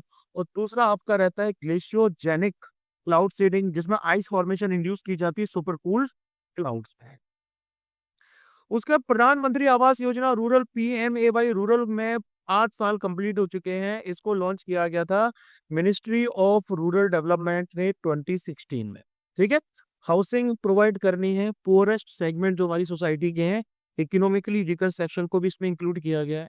सेंट्रली स्पॉन्सर्ड स्कीम आ जाती है भैया, ये इनका टारगेट था 2.95 करोड़ घरों को कंप्लीट करना 2023-2024 तक और गरीबों को देना। इस स्कीम को एक्सटेंड किया गया, 2 करोड़ घर और ऐड किए गए इसमें। टोटल आउटले इसको दिया गया भैया 306,137 करोड़ का। ठीक है, 3,06,137 करोड़ का इसका जो एक्सटेंशन है पूरा 2024 से लेकर 2029 तक किया गया। ओनरशिप इसमें ये बोला गया है कि जो फीमेल हेड होगी फैमिली की, ओनरशिप उसी को दी जाएगी। ठीक है, एलिजिबिलिटी क्राइटेरिया की बात करें तो हाउसलेस हाउस है जिनके पास घर नहीं है ना, या फिर हाउस होल्ड जिनके पास में आपके कच्चे घर आ जाते हैं, socio economic caste census SECCC के अकॉर्डिंग उनको दिया जाएगा। बेनिफिशरीज का सिलेक्शन आपका 3 स्टेज के वैलिडेशन से किया जाएगा। पहला तो SECC करेगी, फिर आपकी ग्राम सभा करेगी और उसके बाद जियो टैगिंग भी करी जाएगी। ठीक है, इसमें क्या रहता है, इसमें आपको असिस्टेंस दिया जाता है। जैसे 1,20,000 रुपए का प्लेन एरियाज के लिए रहता। ठीक है, नॉर्थ ईस्टर्न स्टेट्स के जो रीजन स्टेट्स हैं इनके लिए 1,30,000 रुपए रहते हैं, और हिल स्टेट्स जो हिमाचल प्रदेश के हैं, उत्तराखंड के हैं, यूनियन टेरिटरीज हैं JNK लद्दाख, उनको भी 1,30,000 दिए जाते हैं। 70,000 रुपए तक का जो लोन है वो बेनिफिशरीज को 3% रिड्यूस इंटरेस्ट रेट पे दिया जाता है। 12,000 रुपए जो है वो आपको टॉयलेट्स के लिए दिए जाते हैं स्वच्छ भारत मिशन ग्रामीण के अंडर में। इनको बाकी स्कीम के साथ कन्वर्ज भी किया है, यानी कि LPG कनेक्शन भी मिल जाए, वो प्रधानमंत्री उज्ज्वला स्कीम के अंडर में मिल जाता है। सेफ ड्रिंकिंग वाटर आपका जल जीवन मिशन के अंडर में मिल जाता है, और एलिजिबल जो हाउस होल्ड होते हैं उनको 95 दिन का एम्प्लॉयमेंट भी मिलता है अनस्किल्ड लेबर के तौर पे रूरल मैसन ट्रेनिंग के अंडर। ठीक है, तो काफी अच्छी खासी इसमें आपकी प्रोग्रेस भी की जा चुकी है। चलो फिर अब इसके बाद बात करते हैं Chennai Vladivostok eastern maritime corridor operational, ऐसा कहा है union minister of port shipping और वाटरवेज। ठीक है, इसको भैया दूसरे नाम से भी जाना जाता है EMC, that is eastern maritime corridor. ठीक है, ये इंडिया और रशिया के बीच में मैरीटाइम ट्रेड को बढ़ावा दे, इसको बेसिकली आपका इन्विजन किया गया था ईस्टर्न इकोनॉमिक फोरम 2019 में जो हुआ था रशिया के व्लादिवोस्टॉक में ही। एक सी रूट डेवलप किया गया है इंडियन पोर्ट ऑफ चेन्नई और व्लादिवोस्टॉक का जो रूट है वहां से, और ये पूरा रास्ता आपका नॉर्थ ईस्ट एशिया के थ्रू हो गया जाएगा। पूरा एरिया तकरीबन 10,300 किलोमीटर की लेंथ को कवर करेगा, है ना। ये आप देख पा रहे हो भैया, यहाँ से मलक्का स्ट्रेट से आगे की तरफ होते हुए सी ऑफ जापान से जाया जा रहा है ना। साउथ चाइना सी जो है, साउथ चाइना सी हो गया यहाँ पे, और उसके बाद में आगे मूव करते करते ये पूरा का पूरा एरिया यहाँ कवर किया जा रहा है, जो कि कामचटका पेनिनसुला से थोड़ा पहले आ रहा है। ठीक है, अब देखो भैया इसके सिग्निफिकेंस क्या है। इससे आपके लॉजिस्टिक्स के जो कॉस्ट है वो कम हो जाएंगे, है ना। ट्रांसपोर्टेशन टाइम कम हो रहा है, 16 दिन के आसपास ट्रांसपोर्टेशन कम टाइम कवर हो रहा है, कम हो रहा है, तो इससे आपके ट्रांसपोर्टेशन टाइम कम हो रहा है, डिस्टेंस तकरीबन 40% कम हो रहा है, तो लॉजिस्टिक्स के कॉस्ट कम हो जाएंगे। अभी जो भैया आपका प्रेजेंट ट्रेड है जो कि मुंबई और सेंट पीटर्सबर्ग के बीच में है, ये भैया आपका यहाँ से जाता है सुएज कैनाल से होते हुए, 40 दिन लगते हैं, है ना। 16,066 किलोमीटर का लेंथ कवर करनी होगी। इससे इंडिया का मैरीटाइम सेक्टर भी बूस्ट करेगा, यानी कि ये सेक्टर 95% वाई वॉल्यूम और 70% वाई वैल्यू इंडिया का ट्रेड हैंडल करता है। ठीक है, इंडिया के मैरीटाइम विजन 2030 को भी कॉम्प्लीमेंट किया जाएगा, जिसमें 150 के आसपास इनिशिएटिव्स है मैरीटाइम सेक्टर के। चाइना की डोमिनेंस को एड्रेस किया जाएगा, क्योंकि ये साउथ चाइना सी से जाएगा, तो भैया चाइना को खुला चैलेंज है कि रोक सको तो रोक लो। ठीक है, अब व्लादिवोस्टोक की बात करें तो ये रशिया चाइना बॉर्डर से पास में ही सिचुएटेड। ठीक है, पास में ही सिचुएटेड है ये, और इसके साथ साथ इंडिया की एक्ट फार ईस्ट पॉलिसी, क्योंकि भैया आपकी एक्सेस रशियन रिसोर्सेज तक आ रही है और आप पूरे पैसिफिक के नेटवर्क से निकल रहे हो, तो ये भी एक इंपॉर्टेंट चीज आ जाती है। अब इसके बाद बात करते हैं second India CARICOM summit concluded in ग्वेना। India ने 7 की पिलर्स को क्या किया है, प्रपोज किया है, ताकि इंडिया और कैरेबियन कम्युनिटी, जिसको कैरिकॉम कहा जाता है, इनके बीच में टाइज स्ट्रेंथन किए जा सके। ठीक है, अब इसमें से जो आपके 7 पिलर्स आ जाते हैं वो इंडिया के द्वारा बताए गए हैं, है ना। Capacity building, agriculture and food security, renewable energy and climate change, innovation, ठीक है, and then technology and trade. भैया ये भी पहले तो बनना है, लेकिन कुछ इन्होंने इसको कैरीकॉम करके निकाला है, ठीक है। तो ये पहला इंडिया का कैरीकॉम समिट है जो 2019 में आपका, सॉरी, पहला वाला 2019 में किया गया था। कैरीकॉम रीजनल ऑर्गेनाइजेशन है, 1973 में इसकी स्थापना की गई थी इकोनॉमिक इंटीग्रेशन और कैरेबियन देशों के अंदर कॉपरेशन बढ़ाने के लिए। 21 कंट्रीज आ जाती हैं भैया, 15 इनके मेंबर स्टेट्स हैं और 6 एसोसिएट मेंबर्स हैं, जिसमें एंटीगुआ, बारबुडा, बहामास, बारबाडोस, बेलीज वगैरह आ जाते हैं। और उसके बाद यूनाइटेड नेशंस ने इंडिया की जेंडर रिस्पॉन्सिव बजटिंग को प्रशंसा की है, है ना। इसका पूरा का पूरा क्या बोलते हैं, टाइटल आ जाता है charting new path for gender equality and empowerment, Asia Pacific regional report on Beijing +30 review. इसमें इंडिया के द्वारा जो GRB हैंडल किया गया है, जेंडर रिस्पॉन्सिव बजटिंग हैंडल की गई है, उसके बारे में बताया कि भैया इंडिया ने कमिटमेंट बहुत तगड़ा दिया है और एफिशिएंट एलोकेशन होगा रिसोर्सेज का। इस पूरे ओवरऑल रिपोर्ट को पब्लिश किया गया है United Nations economic and social commission for Asia and Pacific, यानी कि ESCAP बोला जाता है इसको, और यूनाइटेड नेशंस वुमेन के द्वारा। क्योंकि अब देखो भैया ये GRB क्या है, ये आपका जेंडर मेन स्ट्रीमिंग का एक टूल है, जिसमें बजट को एक एंट्री पॉइंट के तौर पे यूज किया जाता है ताकि पूरे पॉलिसी में जेंडर स्पेसिफिक चेंजेस लाए जाए, है ना। सेपरेट बजट नहीं होता ना, कि इसमें ये भी नहीं होता है कि भैया आपको अलग अलग करना है, वुमेन और मैन दोनों के ऊपर सेम इसमें किया जाता है, ठीक है। लेकिन ज्यादा फोकस दिया जाता है कि भैया जेंडर स्पेसिफिक पॉलिसी ज्यादा लाई जाए। अब देखो GRB की इंडिया में बात करें तो उसको मिनिस्ट्री ऑफ फाइनेंस ने 2005-2006 में इंस्टीट्यूलाइज किया। इसको गवर्नमेंट के द्वारा ही पेश किया जाता है जनरल बजट स्टेटमेंट के तौर पे। Nodal agency ministry of women and child development आती है। दो पार्ट्स आते हैं इसमें। ए पार्ट, इसमें आपकी ऐसी स्कीम्स आ जाती हैं जो कि सिर्फ वुमेन के लिए एक्सक्लूसिवली रहती है। पार्ट बी में आपका वो पार्ट रहता है जिसमें इनका डोमिनेंट शेयर रहता है ना। ऐसी स्कीम्स आ जाती है जिसमें मिनिमम 30% फंड्स जो है वुमेन के लिए एलोकेट किए गए हैं, है ना। इसमें आपकी समर्थ, मिशन शक्ति वगैरह ये सब आ जाते हैं। उसके बाद यूनिसेफ की flagship state of the world children 2024 report को रिलीज किया गया है। इस रिपोर्ट ने 3 ग्लोबल मेगा ट्रेंड्स की बात की है। पहला तो आता है डेमोग्राफिक शिफ्ट्स में, क्लाइमेट क्राइसिस में और फ्रंटियर टेक्नोलॉजीज में, जो कि रिपल इफेक्ट्स क्रिएट करेगा।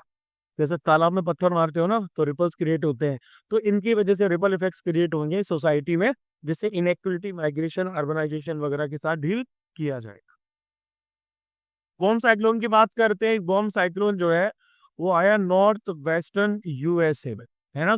सॉरी, उसके साथ साथ वेस्टर्न कनाडा में भी उसने हिट किया।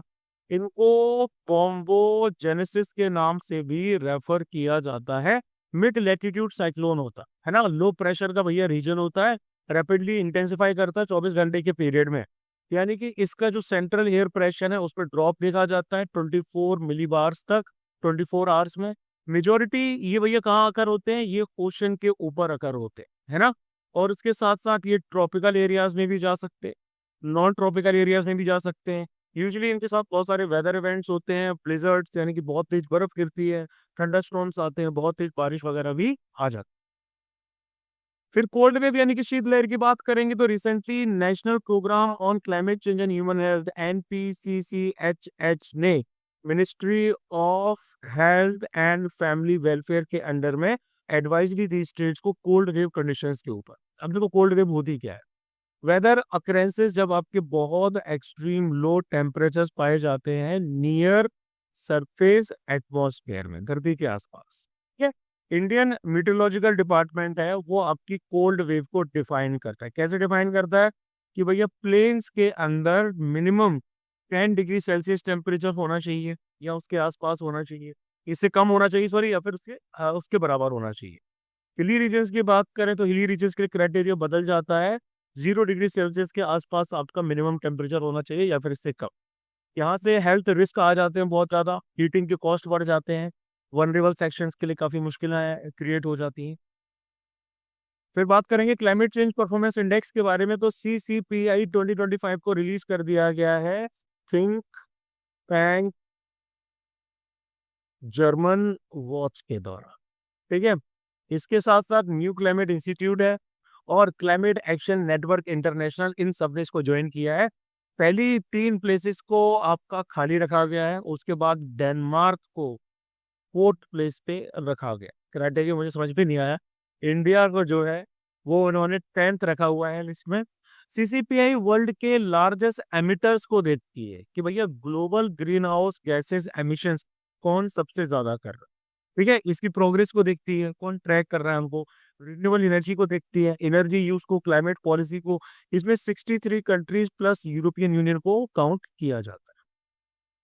फिर हम एंटीबायोटिक्स की बात करेंगे तो recently union minister of science and technology जो है ना, उन्होंने पहली इंडिजीनियस एंटीबायोटिक नेफ्रिथ्रोमाइसिन और को रेजिस्टेंट इन्फेक्शंस के लिए लॉन्च किया है। अब देखो एंटीबायोटिक्स हमारे होते हैं कुछ पर्टिकुलर केमिकल सब्सटेंसेस, इनको सिंथेटिकली भी प्रोड्यूस किया जाता है, कुछ माइक्रोब्स भी प्रोड्यूस करते हैं, है ना। इनको यूज किया जाता है ड्रग्स के तौर पे ताकि कुछ पर्टिकुलर डिसीज कॉजिंग माइक्रोऑर्गेनिज्म की हत्या की जा सके, उनको मारा जा सके, उनको रोका जा सके, है ना।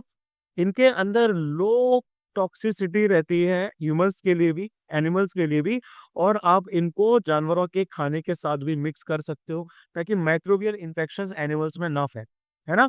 ये बैक्टीरियाज के अगेंस्ट में वर्क करते हैं और जो हमारे वायरल इन्फेक्शंस होते हैं ना उनके अगेंस्ट में वर्क नहीं करते। कॉमन कोल्ड, फ्लू वगैरह या वायरसेस के अंदर होती, के अंदर सेल वॉल्स नहीं होती, है ना, जिनको अटैक किया जाता है एंटीबायोटिक्स के द्वारा। कॉमन एग्जांपल में आपके स्ट्रेप्टोमाइसिन हो गई, टेट्रासाइलिन हो गई, एरिथ्रोमाइसिन वगैरह हो गई, ठीक है।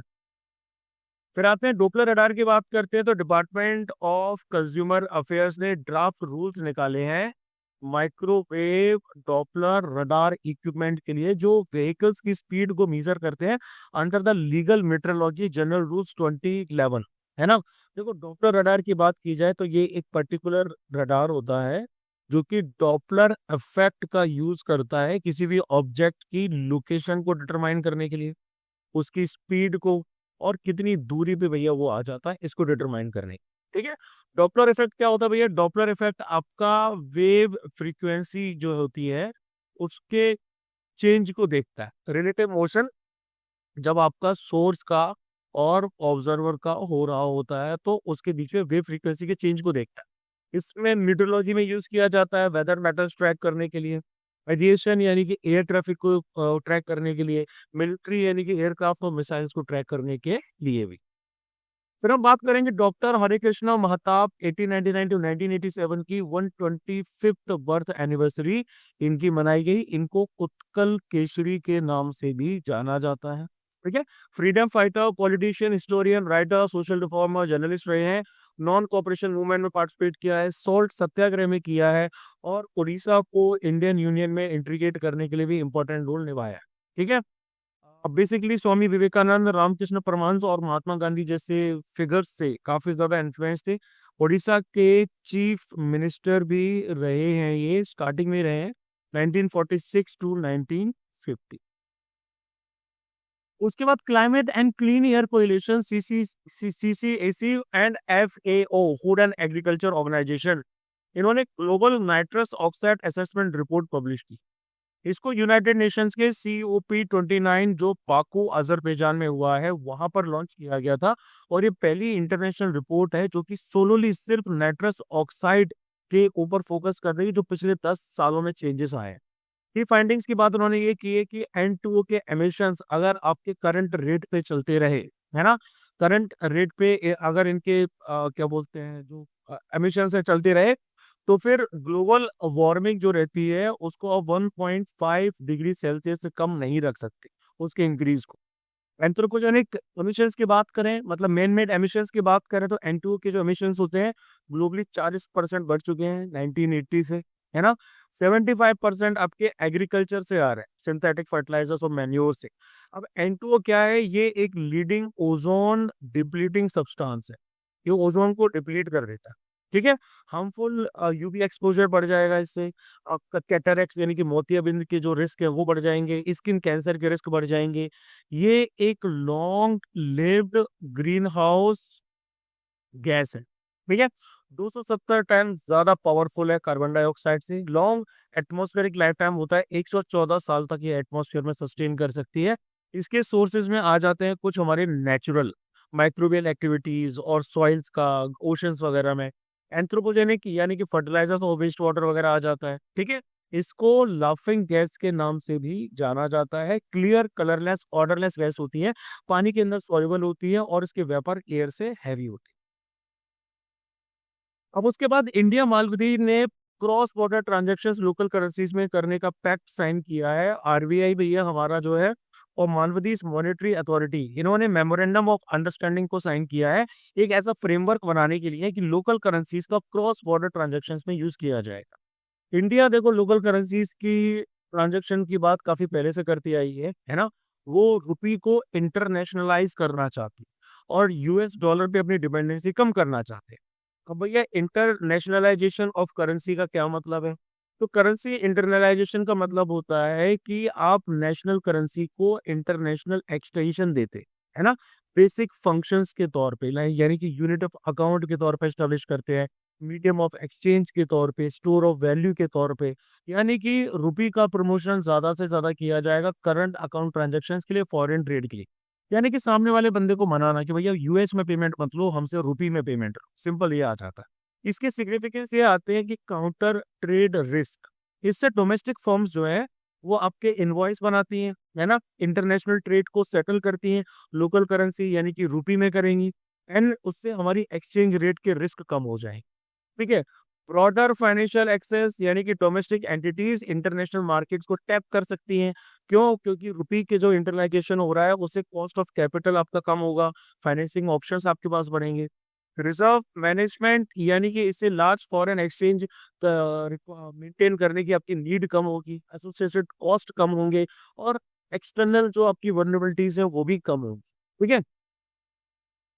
उसके बाद आते हैं Ministry of Fisheries, Animal Husbandry and Dairying, MOFAHND ने World Fisheries Day WFD 2024 celebrate किया। इस बार की थीम थी India blue transformation strengthening small scale and sustainable fisheries, ठीक है। आपकी कुछ की इनिशिएटिव्स आए जैसे फिफ्थ मेरीन फिशरीज सेंसर्स को data driven policy making launch किया गया। National Plan of Action on Sharks जो है, ऑन आई सॉरी हाँ on food sustainable shark management, ये डेवलप किया गया आपका। इसके साथ साथ रीजनल प्लान आपका जो है on action on IUU, illegal unreported and unregulated, ये भैया आपका इंडोर्स किया गया फिशिंग के लिए, ताकि आपका बे ऑफ बंगाल रीजन में श्रीलंका, बांग्लादेश और मालदीव के साथ ज्वाइंट कोलैबोरेशन के साथ में ये इंश्योर किया जा सके, ठीक है। इसके साथ साथ इंटरनेशनल मैरीटाइम ऑर्गेनाइजेशन और फूड एंड एग्रीकल्चर ऑर्गेनाइजेशन, है ना, प्लस आपकी glow litre partnership project launch किया गया मेरीन प्लास्टिक लिटर के साथ डील करने के लिए।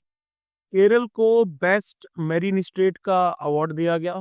तेलंगाना को बेस्ट इनलैंड स्टेट का जो है वो रिकॉग्नाइज किया गया। इंडिया के फिशरी सेक्टर की बात करें, इंडिया वर्ल्ड का सेकंड लार्जेस्ट फिश प्रोड्यूसर आ जाता है। 8% ग्लोबल आउटपुट में हम कंट्रीब्यूट करते हैं, सेकंड आ जाते हैं एक्वाकल्चर प्रोडक्शन में, और श्रिम्प प्रोडक्शन और एक्सपोर्ट में लीड करते हैं, है ना। हम फिशरीज कैप्चर फिशरीज के मामले में लार्जेस्ट प्रोड्यूसर हैं, जिनको हम खुद से अपने यहाँ तालाबों में ग्रो करते हैं। इकोनॉमिक ग्रोथ की बात की जाए तो 1% आपका फिश प्रोडक्शन कंट्रीब्यूट करता है इंडिया की जीडीपी में, और 5% करता है एग्रीकल्चरल जीडीपी में। फिर बात करते हैं ASEAN defence ministers meeting plus ADMF plus plus. Defence minister India के जो हैं उन्होंने यूएस सेक्रेटरी ऑफ डिफेंस से मीटिंग की है। 11th ADDM प्लस जो आपका वियंटीन लाओ PDR में था उसके साइडलाइंस। अब देखो ADDMM और ADMM प्लस अलग हो जाते हैं। ADMM प्लस में आपके 10 आसियान मेंबर्स आ जाते हैं, मेंबर स्टेट्स आ जाते हैं। 8 डायलॉग पार्टनर्स भैया हैं इसमें, Australia, United states, India, south Korea, Japan, China, New Zealand और रशिया, ठीक है। अब ADDM प्लस आपका कन्वीन किया गया था हनोई में 2010, यानी कि वियतनाम में। 2017 से ADMM plus ministers annually meet करते हैं, डायलॉग और कोऑपरेशन की बात करते हैं आसियान एंड प्लस कंट्रीज में। ये भैया आपका ADDM है, इसमें आसियान मेंबर स्टेट्स हैं, इसमें आसियान मेंबर स्टेट्स और डायलॉग पार्टनर्स दोनों आ जाते हैं। फिर हम बात करेंगे मेगालिथिक कल्चर की। तो आर्कियोलॉजिकल डिस्कवरी आपकी की गई है मेगालिथिक पीरियड की केरल के कसारगोड में। इसमें आपको रॉक कट कार्विंग्स देखने को मिल रही है आयरन टूल्स के साथ। इन कार्विंग्स में ह्यूमन फिगर्स को दिखाया गया है, चिल्ड्रन और एडल्ट्स को दिखाया गया है, फुटप्रिंट्स वगैरह जो हैं उनकी डिस्कवरी हुई है। अब देखो मेगालिथिक कल्चर आपका आ जाता है आयरन एज का, 1500 से लेके 500 बीसी तक का। मेगालिथिक का मतलब होता है बरियल्स जो आपके किए जाते हैं लोगों के, वो बड़े बड़े पत्थरों की हेल्प से कर, है ना। इसमें आपका पॉलीलिथिक आ जाता है और उसके साथ साथ मोनोलिथिक आ जाता है। ठीक है, यहाँ पर साइट्स आपकी अलग अलग आ जाती हैं। आदि चंदलूर है, कोडुमनल है तमिलनाडु की, त्रिशूर और कुट्टनर है केरल की। ठीक है, यहाँ पे बेसिकली एग्रीकल्चरल इकोनॉमी थी, पास्टरलिज्म था, जानवरों को चराया जाता था, मेटल वुड और सेरेमिक इंडस्ट्री थी, क्राफ्ट और रिलीजियस प्रैक्टिसेस वगैरह ये सब हुआ करता था। फिर बात करेंगे एंटीगिया और बरबुडा की, जिसकी कैपिटल है सेंट जोन्स। ठीक है, प्राइम मिनिस्टर ने एंटीगिया और बरबुडा के प्राइम मिनिस्टर के साथ में मीटिंग की थी, सेकंड इंडिया कैरिकोम समिट जो जॉर्ज टाउन गुयाना में हुई थी, उसी के साइड लाइन्स। ठीक है, अब देखो एंटीगिया और जो आपका बरबुडा है ये कैरिबियन आइलैंड्स है जो कि लेसर एंटिलीज के पार्ट आ जाते हैं। दो पार्ट्स है ना कैरिबियंस के, एक है ग्रेटर एंटिलीज और दूसरा कौन सा है, लेसर एंटिलीज। ठीक है, तो ये लाई करता है आपका ईस्टर्न कैरेबियन सी में। मैरीटाइम बाउंड्री की बात की जाए तो एंगुला जो है आपका यूके का और सेंट बार्थलेमी फ्रांस का, ये इनके नॉर्थ वेस्ट के पास में आ जाते हैं।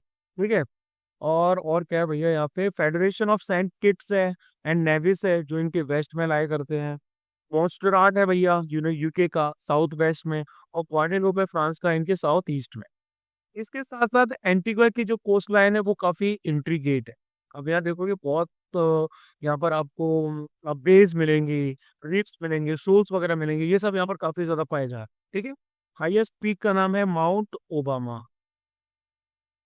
और अगर आप ओवरऑल कैरिबियन आइलैंड्स की बात करें जिनको हम लोग क्या बोलते हैं, वेस्ट इंडीज बोलते हैं। ठीक है, देखो भैया ये आपके लेसर एंटिलीज है, ये आपका ग्रेटर एंटिलीज है ना। तो ये आपके, हम किन की बात कर रहे थे, एंटीगुआ की बात कर रहे थे और बरबुडा की बात कर रहे हैं। ठीक है, अब अगर हम पूरे कैरिबियन की बात करें तो ये अटलांटिक ओशन में आ जाता है, नॉर्थ अटलांटिक ओशन के आसपास। ठीक है, साउथ ईस्ट ऑफ फ्लोरिडा, जो आपकी फ्लोरिडा स्ट्रेट है उससे साउथ ईस्ट की तरफ जो लाई करता है, सेंट्रल अमेरिका के ईस्ट की तरफ लाई करता है, और नॉर्थ में लाई करता है साउथ अमेरिका। कैरिबियन में आपके ग्रेटर एंटिलीज हैं, नॉर्थ वेस्ट में आ जाते हैं, इसमें हैती, क्यूबा, डोमिनियन रिपब्लिक वगैरह ये सब है। और यहाँ बहुत छोटे छोटे नेशंस आ जाते हैं जो कि लेसर एंटिलीज में लाई करते हैं साउथ ईस्ट साइड। इसके बाद में इंडियन एमएसएमईज ने 10 करोड़ जॉब पिछले 15 महीनों में क्रिएट किए हैं, उद्यम पोर्टल का ऐसा कहना है। उद्यम पोर्टल को मिनिस्ट्री ऑफ माइक्रो स्मॉल और मीडियम एंटरप्राइज ने लॉन्च किया था, क्योंकि एंटरप्राइजेस को माइक्रो, स्मॉल और मीडियम एंटरप्राइजेस की कैटेगरीज में क्लासिफाई किया जा सके। देखो एमएसएमई सेक्टर की बात करते तो हाई ग्रोथ आपकी एमएसएमईज में देखी गई, आपकी 2.33 करोड़ से लेके 5.49 करोड़ 2023 में देखी गई। एम्प्लॉयमेंट की बात की जाए तो 13.15 करोड़ से 23.14 करोड़, यानी कि 5.23 करोड़ आपकी जो है उसमें जो आ जाती हैं वुमेन्स को मिली है। ठीक है, सिग्निफिकेंस की बात करें तो इंडिया की जीडीपी में 30% कॉन्ट्रीब्यूशन रहता है, 46% आपका इंडिया के टोटल एक्सपोर्ट्स में है।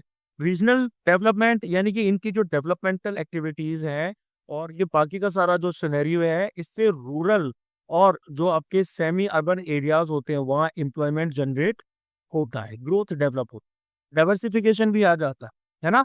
आपकी जो सिंगल इंडस्ट्री पे रिलायंस होती है वो खत्म हो जाती है, लार्ज स्केल इंडस्ट्रीज को सपोर्ट करते हैं अपने प्रोडक्ट्स उनको सप्लाई करके। ठीक है, गवर्नमेंट ने इनकी सहायता के लिए क्रेडिट गारंटी स्कीम निकाली थी, कोलेटरल फ्री लोन्स दिए जाते हैं बिना किसी कुछ गिरवी रखे हुए, है ना। 5 करोड़ तक के आप जो है वो लोन ले सकते हैं, 85% कवरेज उसमें क्रेडिट गारंटी स्कीम में रहेगा। पब्लिक प्रोक्योरमेंट पॉलिसी यानी कि 25% एनुअल प्रोक्योरमेंट सेंट्रल मिनिस्ट्रीज का एमएसएमई से रहेगा। इनकी डेफिनेशंस की बात करें तो माइक्रो यानी कि 1 करोड़ से भी कम इन्वेस्टमेंट प्लांट और मशीनरी में लगा है, स्मॉल में 10 करोड़ और मीडियम में 50 करोड़ तक। एनुअल टर्नओवर माइक्रो का 5 करोड़ तक होना चाहिए, स्मॉल का 25 और मीडियम का 250 करोड़ के आसपास। फिर रशिया ने अपनी पहली नई intermediate range ballistic missile IRBM ऑर्शनिक को डिनिप्रो यूक्रेन पर फायर किया है ना। अब देखो भैया, ये जो ऑर्शनिक हाइपरसोनिक मिसाइल है, ये रशियन इंटरकॉन्टिनेंटल बैलिस्टिक मिसाइल यानी कि ICBM पे बेस्ड है। बैलिस्टिक मिसाइल यानी कि BM वो हाइपरसोनिक मिसाइल्स होती हैं जो 5 मैक 5 की स्पीड तक एटलीस्ट ट्रेवल कर सकती हैं, है ना, जो 5 गुना ज्यादा रहता है स्पीड ऑफ साउंड की। बैलिस्टिक मिसाइल बेसिकली एक ऐसी मिसाइल होती है जो प्रोजेक्टाइल मोशन का इस्तेमाल करती है, ग्रेविटी का इस्तेमाल करती है वॉर हेड्स को एक डिजिग्नेटेड टारगेट पे पहुंचाने के लिए। इनको इनिशियल फेज ऑफ फ्लाइट में पावर किया जाता है, उसके बाद ये फ्री फॉलिंग ट्रेजेक्ट्री जो कि फिजिक्स के बेसिस पे चलता है उसको फॉलो करती हैं। और जो हमारी क्रूज मिसाइल्स होती हैं वो क्या करती है, वो अपनी through out the flight powered रहती है ना, वो एटमॉस्फेयर में ट्रेवल करती हैं लो एल्टीट्यूड्स पे प्रिसाइज गाइडेड टारगेटिंग के लिए। बैलिस्टिक मिसाइल्स क्या कर सकती हैं, न्यूक्लियर और कन्वेंशनल वॉरहेड्स को कैरी कर सकती हैं। अब आते हैं पार्लियामेंट्री सेक्रेटरीज इन स्टेट। तो सुप्रीम कोर्ट ने हिमाचल प्रदेश के हाई कोर्ट के डायरेक्शंस को स्टे लगा दिया है जो parliamentary secretaries in the state से रिलेटेड था। अब देखो, पार्लियामेंट्री सेक्रेटरीज इन स्टेट का क्या सिनेरियो है, इनको अपॉइंट किया जाता है ताकि मिनिस्टर्स को असिस्ट किया जा सके पार्लियामेंट्री वर्क में।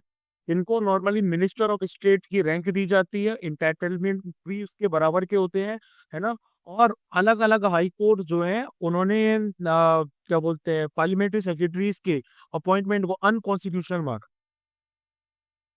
हालांकि ये भी कैटेगरी ऑफ मिनिस्टर्स आ जाते हैं, लेकिन ऐसा उन्होंने माना है। उन्होंने कहा है पार्लियामेंट्री सेक्रेटरीज को अपॉइंटमेंट किया जाता है, ये 91st अमेंडमेंट जो हमारा है उसके अगेंस्ट में जाकर, है ना। इसके जरिए आपका आर्टिकल 164(1)A इंट्रोड्यूस किया गया था। इसमें टोटल नंबर ऑफ मिनिस्टर्स को लिमिट किया जाता है, इंक्लूडिंग चीफ मिनिस्टर जो है वो मात्र 15% रहेंगे स्टेट लेजिस्लेटिव असेंबली के मेंबर्स के, तो इनको अलग से नहीं बनाया जा सकता। फिर बात करेंगे कंप्रेस बायोगैस की। तो इंडिया का पहला मॉडर्न सेल्फ सफिशिएंट गौशाला जो है, गौशाला state of the art compressed biogas biogas CBG plant Gwalior Madhya Pradesh में, यानी कि भैया मेरी शहर में लॉन्च किया गया है, ठीक है, मध्य प्रदेश में। अब देखो, CBG कंप्रेस्ड बायोगैस की बात करें तो मीथेन यानी कि CH4 इसमें 90% से ज्यादा रहता है। ऑर्गेनिक वेस्ट मटेरियल्स, है ना, जहां पर एनारोबिक डिकम्पोजिशन होता है वहां से डिराइव किया जाता है। इसमें ग्रीन फ्यूल भी आ जाता है, इसकी कैलोरीफिक वैल्यू होती है कम, और बाकी properties compressed natural gas CNG के जैसे होती है, तो इसको ग्रीन रिन्यूएबल ऑटोमोटिव फ्यूल के तौर पर इस्तेमाल किया जा सकता है। एस्टिमेटेड पोटेंशियल आपकी 62 मिलियन मीट्रिक टन आ जाती है इंडिया में। और SATAT सतत sustainable alternative towards affordable transportation scheme CBG पे आई है। गोवर्धन भैया हमारा है ना, इसके बारे में पहले बता चुका हूँ। Galvanising organic bio agro resources धन। सी विजिल 2024 की बात करते हैं तो 4th addition C vigil 2024 exercise जो है major pan India coastal defence exercise है, ये कंक्लूड की गई इंडियन नेवी के द्वारा, ठीक है। इनको ऑब्जेक्टिव है maritime security, air defence, naval cooperation, community engagement. India का 11,098 किलोमीटर का coast line, 2.4 million square kilometre का एक्सक्लूसिव इकोनॉमिक जोन को कवर किया है, ठीक है। आगे आते हैं, मीरकैट टेलीस्कोप की बात करते हैं तो एस्ट्रोनॉमर्स ने मीरकैट रेडियो टेलीस्कोप को इस्तेमाल किया है जाइंट रेडियो गैलेक्सीज को इन्वेस्टिगेट करने के लिए in the field of cosmological evolution survey, COSMOS Cosmos. इसकी location northern cap of province में आ जाती है, साउथ अफ्रीका में, ठीक है, नदन केप प्रोविंस, सॉरी, ये साउथ अफ्रीका में लाइट। इसमें आपका एक कनेक्टेड एरे है रेडियो टेलीस्कोप्स का, 64 इंटरलिंक्ड रिसेप्टर्स हैं, मेन रिफ्लेक्टर, सब रिफ्लेक्टर, रिसीवर्स और बाकी इलेक्ट्रॉनिक्स हैं। एक्सट्रीमली हाई सेंसिटिविटी है इनकी, वाइड फील्ड ऑफ व्यू है, अनप्रेसिडेंटेड इमेजिंग कैपेबिलिटीज है इनकी। और इसके साथ साथ ये भैया आपका SKA टेलीस्कोप का प्रीकर्सर इंस्ट्रूमेंट है जिसको स्क्वायर किलोमीटर एरिड टेलीस्कोप कहा जाता है। फिर किंग कोबरा की बात करते हैं तो कर्नाटक का जो किंग कोबरा है जिसको लोकली कलिंगा सर्प के नाम से जाना जाता है, इसको ऑफिशियली ऑफियोफेगस कलिंगा नाम से बुलाया जाएगा, ये थिक फॉरेस्ट में पाया जाता है, इंडिया के प्लेन्स में, चाइना और साउथ ईस्ट एशिया में पाया जाता है। लॉन्गेस्ट मस्ट स्नेक है, ठीक है, सबसे लंबा जहरीला भैया आपका सांप आ जाता है। इसकी हाई सॉरी लेंथ 18 फीट तक पहुंच जाती है। लाइफ स्पेन तकरीबन 20 साल का रहता है। डाइट इसकी कोल्ड ब्लडेड एनिमल्स, खासकर दूसरे स्नेक्स को खाता है। और ये अपनी बॉडी को तकरीबन 1 से 1.5 मीटर तक उठा लेता है ग्राउंड से, और अपने एनिमी को इस पोजीशन में कंसिडरेबल डिस्टेंस पे फॉलो भी कर सकता है। साहब चलिए, गुयाना यानी कि कैपिटल जिसका जॉर्ज टाउन है, उसकी बात करेंगे तो इंडियन पीएम गुयाना गए, अलग अलग एग्रीमेंट्स को साइन किया बायलैटरल टाइज को बढ़ाने के लिए। ये भैया हमारा कैरीकॉम का एक पार्ट आ जाता है, कैरिबियन कम्युनिटी का पार्ट आता है, कॉमनवेल्थ नेशंस का भी पार्ट है। इसकी लोकेशन साउथ अमेरिका में एकदम वहाँ के नॉर्थ ईस्ट में आ जाती है, ठीक है। बॉर्डरिंग नेशंस की बात करें तो यहाँ पर सूरीनाम आ जाता है भैया इनके ईस्ट में, जहाँ पर बहुत सारे इंडिया वाले जाते हैं, ठीक है। उसके साथ साथ ब्राजील आ जाता है इनके साउथ और साउथ वेस्ट की तरफ, वेनेजुएला आ जाता है वेस्ट की तरफ, यहाँ पर वाटर बॉडीज में आ जाती है Atlantic Ocean. Major mountain ranges में आती है अकराई माउंटेन्स और अकराईमा माउंटेन्स। हाईएस्ट पॉइंट का नाम है रोराइमा, ठीक है। मेजर रिवर्स में आपकी क्वारंटाइन है, पेरविसे है, डेमेरेरा है और एसिक्वेबो आ जाती है। भैया ये आपको करंट अफेयर्स अगर आपको डाउनलोड करने हो तो आप सीडीएस ड्राइव में चले जाना, ठीक है। उसकी लिंक मैं नीचे डाल देता हूँ, वो डिस्क्रिप्शन में आपको मिल जाएगी। वहां पर हमारे 2024 का भी फोल्डर मिल जाएगा, 2025 का भी फोल्डर मिल जाएगा। 2025 में अभी करंट अफेयर्स आने बाकी है, लेकिन मैं बता रहा हूँ आपकी इन्फॉर्मेशन के लिए। तो 2024 के अप्रैल, जुलाई, नवंबर, अगस्त, जून, अक्टूबर, दिसंबर, मई, सितंबर, ये सारे मिल जाएंगे। दिसंबर के 3rd वीक तक हमने करंट अफेयर्स आज की डेट में कवर कर लिए, है ना। तो नवंबर की ये वाली शीट आपको यहाँ मिल जाएगी 17 नवंबर से लेके 23 नवंबर। अब ये वाला वीडियो आपका आने वाला है 2-4 दिन बाद, वो भी आ जाएगा, तो भैया उसको आप देख लेना, है ना। तो ये आप देख सकते हैं कि भैया कब कब मैंने इनको अपलोड किया है। ये प्रोग्रेसिवली हर 4-5 दिन के अंदर में आपकी नई शीट आ जाती है। तो भैया इसको डाउनलोड कर लो और पढ़ लो, मल्टीपल रिविजन लगा लो क्वेश्चन, क्योंकि यहाँ से बहुत ज्यादा आने वाले, ठीक है। इन दी एंड आप हमें इंस्टाग्राम पे फॉलो कर सकते हो भैया, हट के प्लीज लाइक, ठीक है। आप लोग हमें इंस्टाग्राम पे फॉलो कर सकते हो, ये हमारा यूजर नेम है, तगड़ा रहो भैया हमारा मोटो है।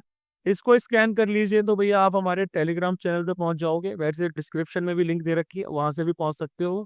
और भैया देखो, यूट्यूब चैनल को ग्रो करने के लिए लाइक करो, शेयर करो, कमेंट करो, सब्सक्राइब करो। This way we will be able to grow more and more, और आपको क्वालिटी कंटेंट मिलेगा, नाचने वाले एजुकेटर्स आपको नहीं मिले। पढ़ना है, देखो क्वालिटी अगर आपको मेंटेन करनी है तो फिर आपको क्या करना पड़ेगा, आपको इनिशिएटिव लेना पड़ेगा, है ना।